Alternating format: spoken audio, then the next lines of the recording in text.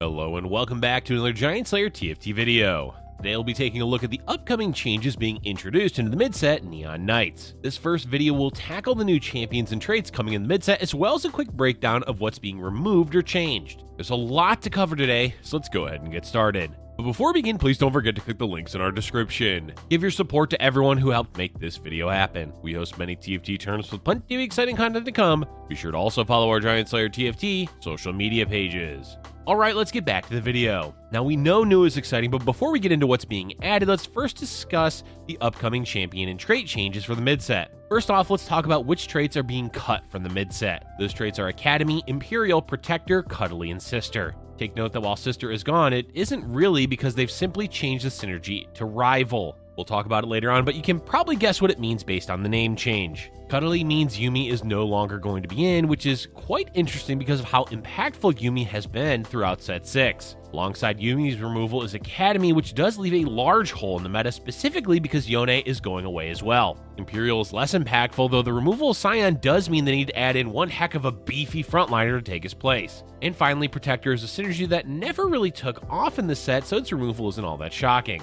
As for the champions being removed, those are as follows: Akali, Dr. Mundo, Fiora, Garen, Graves, Heimerdinger, Janna, Katarina, Kog'Maw, Lissandra, Lux, Samira, Shaco, Taric, Tristana, Trundle, Twisted Fate, Urgot, Yone, and of course Yuumi.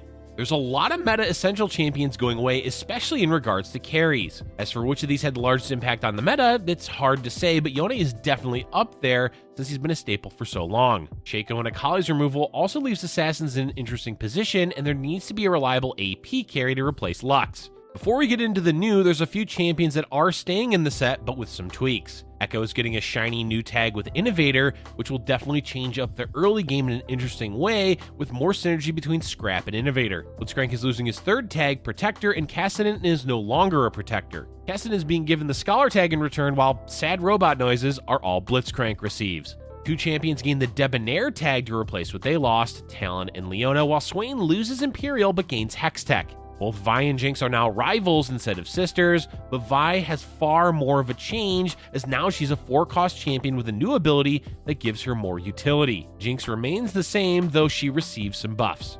Overall, a lot of interesting changes are coming with the mid-set, but the most interesting is certainly what's being added, so let's move on to the new champions and traits for Neon Knights. Let's cover the new traits first, starting with Debonair. We relate this synergy to Academy because both of them are stat buffs to the champions, though definitely not in the same way. While active, Debonair provides his champions with bonus health and ability power. The tiers are 3, 5, and 7 with 6 total champions, meaning to get 7 you need an emblem or augment. That's the boring part of Debonair. The more interesting side is there can be a Debonair VIP, somewhat similar to the Tyrant mechanic for Imperial, but more closely related to the Chosen mechanic in Set 4. Basically, being a special Debonair champion will sometimes pop up in your shop as a VIP. Buying and playing them with the trait active gives them a unique bonus, such as Draven gaining increased attack range and armor penetration. Debonair is by far the most unique trait being added in the mid-set because of the VIP system, and should be a lot of fun to play. Next is a super simple synergy, Striker. Striker provides bonus attack damage with the tiers being 2, 4, and 6, and has a total of 5 champions. There's really not a lot to say here. It's almost like having a Deathblade but on multiple champions. Honestly a bit boring, but not every synergy needs to be complicated.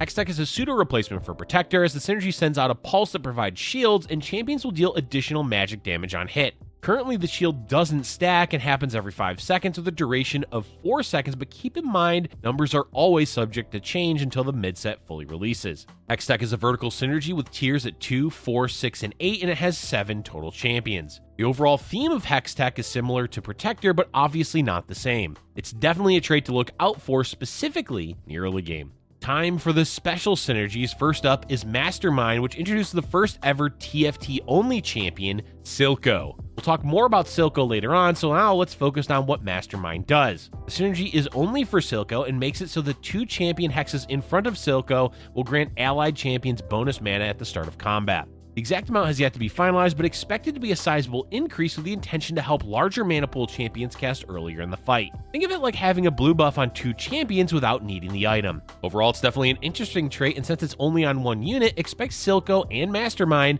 to be the replacement for Yuumi in a lot of compositions. And the final new synergy is Rival. Rival is the new sister trait, and this was probably easy to guess. Instead of Jinx and Vi benefiting one another, they now only gain the bonus of Rival if one of them is on the board. As for what the trait gives, as we said, don't expect these numbers to be final yet, but Vi's mana cost is reduced currently by 20. Jinx, on the other hand, gains 40% attack speed for 3 seconds after a takedown. Luckily, there's really not too many times when you're going to want to play both Vi and Jinx, so the chance of losing the Rival buff is fairly slim. Alright, that's it for the new traits. Let's move on now to the new champions, beginning with Ahri. Ahri is a 4-cost syndicate in Arcanus and is meant to be the main replacement AP carry for Lux. Unfortunately, the giant Spirit Bomb is not returning. Instead, Ahri sends out an orb that does damage both on the initial hit and when returning to her. Then the next cast sends a second orb, and so on and so forth. While it is too early to tell, Ahri definitely has the potential to scale hard during fights, but doesn't have as much upfront burst like Lux had. Making his debut into TFT is a 4-cost Colossus and Hextech champion, Alistar. Alistar is essentially the replacement frontliner for Sion, as his ability charges his target, knocking them back and stunning nearby enemies and dealing damage. Overall, very similar to Sion, but the real question is, will he have as good of AI targeting that Sion had? Only time will tell. It really wouldn't be a TFT set without Ashe, as she's returning this time as a 2-cost syndicate and sniper. So far, she seems to be a bit underwhelming, as her ability fires a volley of arrows that will do minor damage and slow enemies' attack speed for a few seconds. Definitely seems Ashe is meant more for utility than a carry in this set. Brand is returning as a 1-cost champion with the synergies Debonair and Arcanist. Baseline Brand's ability shoots a fireball that does damage, and the next time they're hit by it, that unit is stunned. But the VIP version shoots out a second fireball, so theoretically you can be stunning 2 champions every second cast, which adds a lot of utility to Brand even though he's just a 1-cost unit.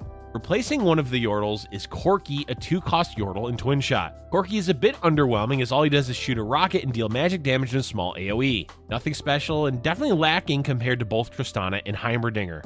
The fan favorite Draven is back as a 4-cost with the tags Debonair and Challenger. Draven is a standard auto-attacking AD carry that does bonus damage with his ability. The unique aspect for Draven is as a VIP, he gains extra range and ignores a portion of the target's armor. Definitely expect Draven to be a staple carry in the meta. Another Yordle joining this set is Gnar as a 3-cost Yordle striker and socialite. With 3 tags, expect Gnar to be played often, though his ability is a bit lackluster as Gnar transforms and then throws rocks. No stuns this time around, just rocks. Next up is a melee 4-cost carry, Irelia. Irelia has the tags Scrap and Striker, and her ability dashes to her target, dealing physical damage. If the unit dies, Irelia dashes towards the lowest health enemy. Irelia has a lot of potential, especially with resets, but we'll have to see, as melee carries do often struggle. The terror of set 3 is back, as Jarvan returns as a 1-cost champion with the tags Hextech and Striker. Jarvan's ability should feel familiar to anyone who played set 3, as his ability provides an attack speed boost to nearby enemies. Keep an eye out on Jarvan metas, as it's inevitable we'll get at least one this set. Kha'Zix is back as a 4-cost champion with the tags Assassin and Mutant. His ability causes him to leap towards the lowest health enemy, do bonus damage, and increase their mana cost, and then he'll jump away again on the next cast. Kha'Zix may be the new assassin carry, though history has shown that leap mechanics just make him jump around a lot without doing much. Next is Lucian, a 3-cost Twin Shot and Hextech. His ability dashes Lucian away from his current target and then deals magic damage to nearby enemies. The issue with Lucian is his AI is as dumb as rocks and he runs it down often. If that changes, Lucian may be a viable 3-cost carry. If not, he'll likely just be an early game trait bot. Our first new enchanter is Morgana, a 3-cost syndicate and enchanter. Morgana shields herself and shackles nearby enemies, dealing damage per second. If the shield expires before being broken, Morgana then stuns the shackled enemies. An interesting ability for sure, though Morgana seems more like a frontliner than an enchanter. Nocturne comes in as a 1-cost assassin and Hextech champion with an ability that stuns his target and does magic damage. Neat for a 1-cost, but unlikely to be much of a carry for assassins. Rek'Sai is a 2-cost mutant, striker, and bruiser champion, so expect to see her used in a lot of comps. On top of that, her ability deals damage, but more important, steals some of the enemy's armor and magic resist, and to top it all off, she heals. That's a lot for just a 2-cost unit, so expect to see her numbers reduced by the time of Neon Knight's release. Making their debut in TFT before League, we have the 4-cost Chemtech and Scholar champion, Renata Glask. Renata's ability unleashes a poison cloud towards the largest group of enemies, putting a DOT on them and reducing their attack speed. The unique thing is that her poison can stack with every cast, so eventually Renata can wipe out a board. Keyword being eventually. Another triple tag 2-cost frontliner is Sejuani with Bruiser, Enforcer, and Hextech as her traits. Their ability does some damage, stuns the target, and then gains bonus armor and magic resist. Decent ability for a frontliner, plus 3 tags, which means Sejuani is likely to be used quite often. Next is Senna, a 3-cost enchanter and socialite. Essentially, she is the range replacement for Tarek, as her ability does some damage but mostly is used for healing. Decent abilities and good tags, expect to see Senna splashed in often.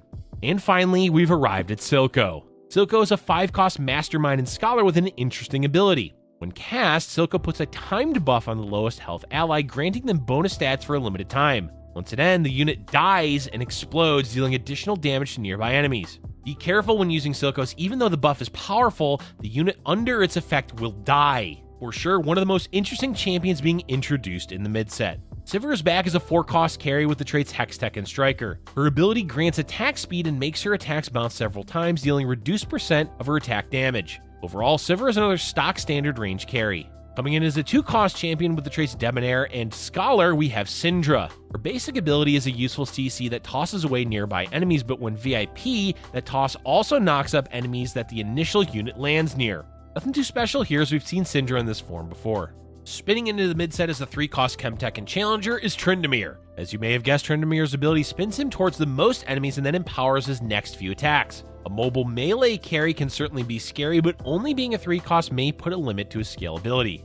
And finally, the last champion to talk about is Zeri, a 5-cost Debonair and Sniper. Zeri has already made an impact on the PvE, as she can pop off in fights thanks to her ability. That ability causes her attacks to pierce, and every time she shoots, she dashes. What really makes Zeri crazy good is the VIP bonus, which makes her ability last the entire round, so she's constantly zooming around and shooting quickly. We expect many players will be frustrated playing against Zeri because of how she currently functions, though it is in the PvE, so changes may still come. And that's it for today's video, folks. Keep an eye out for our second video about the mid-set, covering the new augments and other changes. Let us know in the comment section below what champion or trait you're the most excited for in the mid-set. Thank you for watching, and if you're enjoying our content, be sure to hit the like button and subscribe for future Giant Slayer TFT videos.